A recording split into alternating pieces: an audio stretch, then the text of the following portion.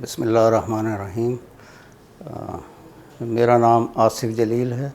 مجھے طلوع اسلام میں تقریباً 50 سال ہونے کو ہیں۔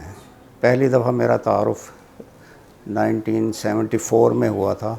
اس وقت میں سعودی عرب ہوا کرتا تھا، تو ایک میرے دوست تھے، وہ وہاں تشریف لائے تھے لندن سے، تو انہوں نے تعارف کرایا۔ میں اس سے متاثر ہوا۔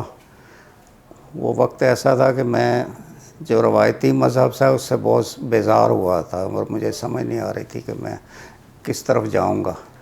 تو خیر وہ قرآن کی طرف میں جب آیا تو پھر میں نے پرویز صاحب کو اسٹڈی کیا، ان کی کتابیں اسٹڈی کرنی کی۔ وہاں کتابیں ملتی نہیں تھیں آسانی سے، تو ہر سال 1-2 کتابیں میں لے کے جاتا تھا۔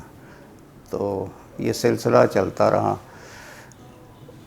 انہی دوست کے کہنے پہ میں نے 1-2 سال بعد ہی پرویز صاحب سے اس طرح ملاقات کی کہ مجھے پتہ بھی نہیں تھا کہ یہ کون ہیں۔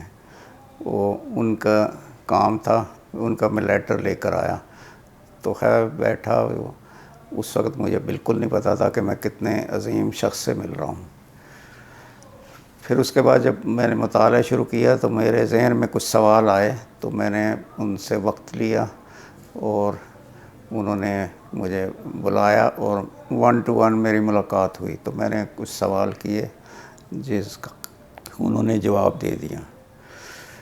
تو بس سعودی عرب میں رہنے کی وجہ سے چونکہ مجھے یہاں ان سے زیادہ ملنے کا موقع نہیں ملا، اور ان کی زندگی کے بارے میں زیادہ نہیں جانتا تھا، لیکن ان کو جوں پڑھا، ان کے درس سنے، تو میں 100% قائل ہو گیا، یعنی کہ بھئی یہی صحیح پیغام ہے۔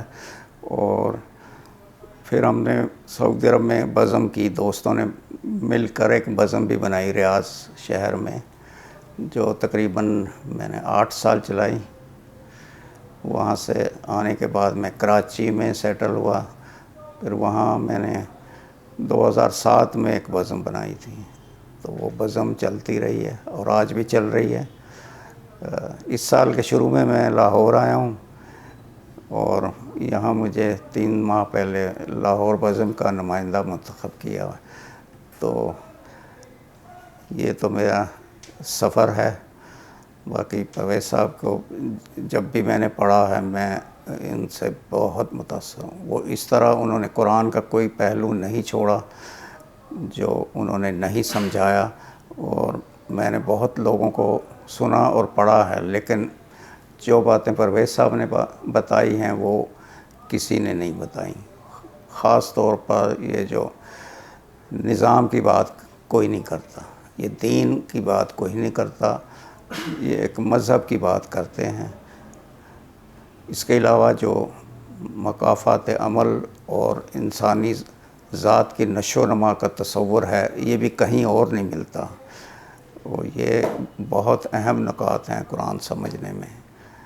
تو بس یہی سفر جاری ہے۔ میں ان کا سمجھتا ہوں کہ مجھے یعنی گمراہ ہونے سے انہوں نے بچا لیا، اور پھر مجھے قرآن کی طرف اتنا لائے کہ میں اس سے میری زندگی کا مقصد بن گیا۔